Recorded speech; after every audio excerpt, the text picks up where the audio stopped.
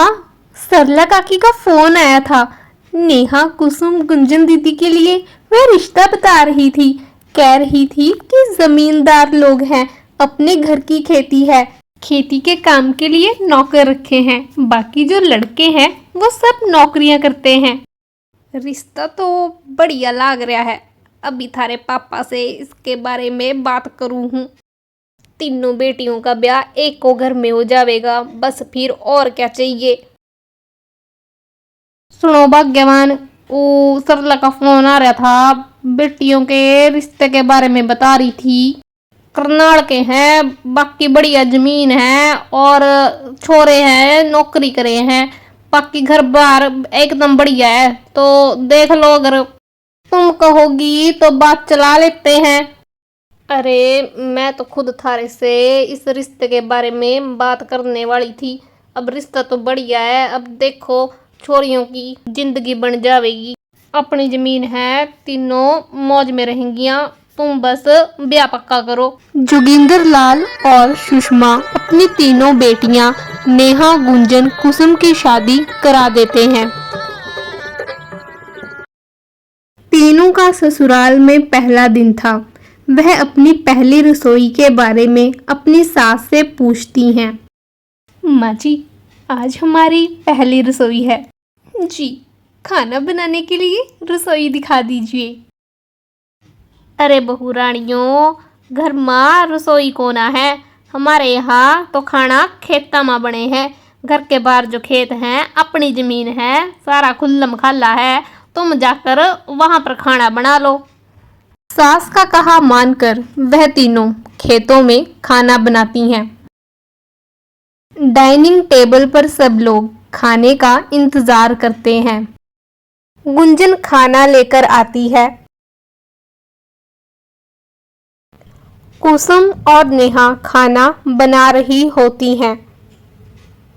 फिर नेहा परिवार वालों के लिए चाय लेकर जाती है।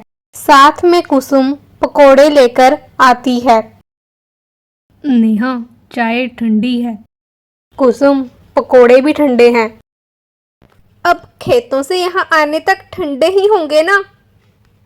अब बनाए तो गर्म ही थे, रास्ते में आने तक ठंडे हो गए होंगे। अरे ढककर लाने चाहिए थे ना, हमारी माँ से तो ऐसी गलती कभी नहीं हुई। अगर घर में रसोई होती तो हम अभी जाकर इसे गर्म कर कर ले आते, पर घर में तो रसोई ही नहीं है। बहू, हमारे यहाँ खाना ऐसे ही बने हैं। मेरी सासू ऐसे बनावा थी, मैं भी ऐसे ही बनाऊँ हूँ, और थम भी ऐसे ही बनावेंगियाँ। और आगे थारी बुआ आवेंगी, वो भी ऐसे ही खेता माँ खाना बनावेंगी। तुम आजकल की पढ़ी लिखी लड़कियां परंपरा नाम की कोई चीज होवे है, उसको कौन ही समझो हो। पर माँ जी, समय के साथ साथ new rules and regulations follow करने चाहिए ना। यो हमारे सामने ज़्यादा अंग्रेजी झाड़ने की ज़रूरत ना है, और यो थम अपना रेगू फेगू अपने पास ही रखो। अपनी सास की बात सुनने के बाद वह फिर खेत में खाना बनाने की तैयारी करती हैं। तीनों को ऐसे खुले में खाना बनाना बिल्कुल भी अच्छा नहीं लगता था। अरे बहू रानियों, अभी तुम नई नई हो, कोई बात नहीं, धीरे धीरे आदत पड़ जाएगी। खुद की जमीन है, खुद के खेत है। अरे तो क्या खेतों में ही खाना बनवाओगे क्या? हाँ दीदी, खाना लेकर आने जाने में मेरी तो कमर ही अकड़ जाती है।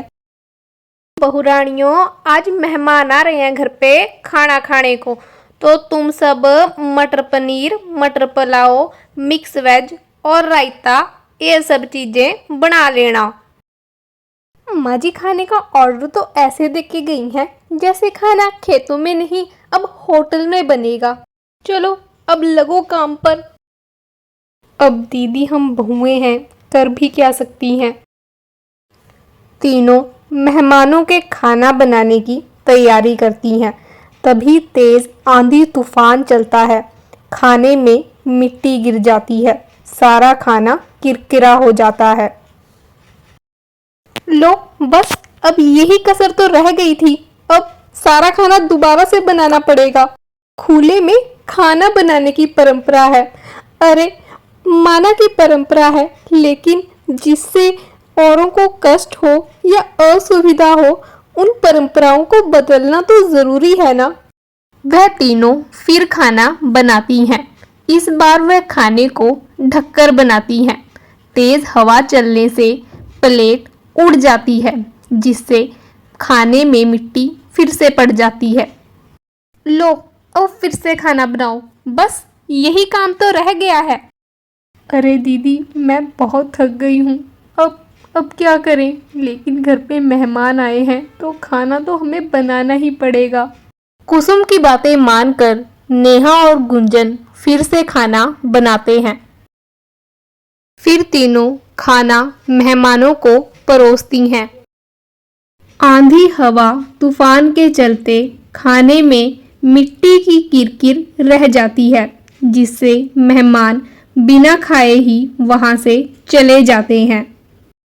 मेहमान भगवान हुए हैं, और यो सब मारे घर से बिना खाए चले गए, यो कोई अच्छी बात को नहीं। माँ जी, अब आंधी तूफान में खाना बनेगा तो मिट्टी तो खाने में जाएगी ही ना। और बनवाइए खेतों में खुले में खाना। माँ जी, खुले में खाना बनाने में बहुत दिक्कत परेशानी आती है, और ये बात आप भी अच्छी तरह से जानती हैं। माँ, कुसुम ठीक कह रही है। क्या फ़ायदा इन परंपराओं का, जो बनी तो घर के लोगों के लिए है, लेकिन घर के लोगों को ही परेशानी में ही डाल रखा है। माँ जी, मेरे पास एक स्कीम है, अब कहूँ तो आइडिया है, जिससे परंपरा की परंपरा भी रह जाएगी और हमें कोई दिक्कत परेशानी भी नहीं होगी। बताऊं? अरे साफ साफ बता, कहना क्या चाहे है। हमारे घर के बाहर आंगन है, आंगन में इतना बड़ा बरामदा है, क्यों ना आप आंगन में एक रसोई बना दीजिए। वैसे हम खाना आंगन में बना लेंगे, पर अगर आंधी तूफान आएगा तो हम खाना रसोई में बना लेंगे। इससे खाना खुले में भी बन जाएगा, परंपरा की परंपरा भी रह जाएगी और हमारा भी काम हो जाएगा।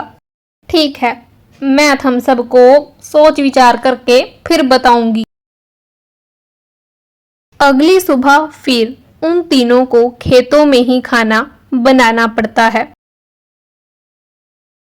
कुसुम, गुंजन, नेहा तीनों को ही अपने सास के फैसले का इंतजार था।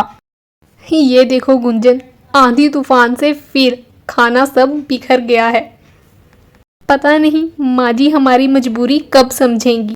एक बार, दो बार, क्या 10 बार खाना बनाया जाता है।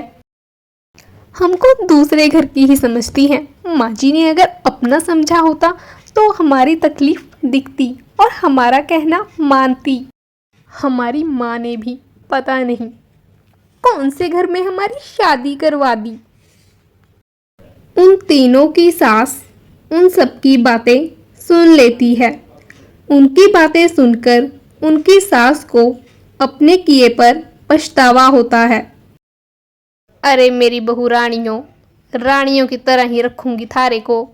मेरे को माफ़ कर दो, जो मैंने थारी बात ना समझी। मुझको भी समझना चाहिए था भी खाना बनाने में कितनी दिक्कत होवे है। ये बात तो मैं अच्छी तरह से जानू हूँ। अब कोई ज़रूरत ना है हम सबको खेतों में खाना बनाने की। गुंजन बहू, जो थारी स्कीम मतलब थारा आइडियो जो तन्ने दिया था, अब से वो ही लागू होगा। अपनी सास की बातें सुनकर तीनों बहुत खुश हो जाती हैं। उन तीनों की सास उनके लिए आंगन में रसोई बनवा देती है और उन्हें अपनी मर्जी से खाना बनाने के लिए कहती है। उनका जब मन करता वह आंगन में बनाती और जब मन करता वह रसोई में खाना बनाती। तीनों बहनें खुशी से अपने ससुराल में रहने लगती हैं।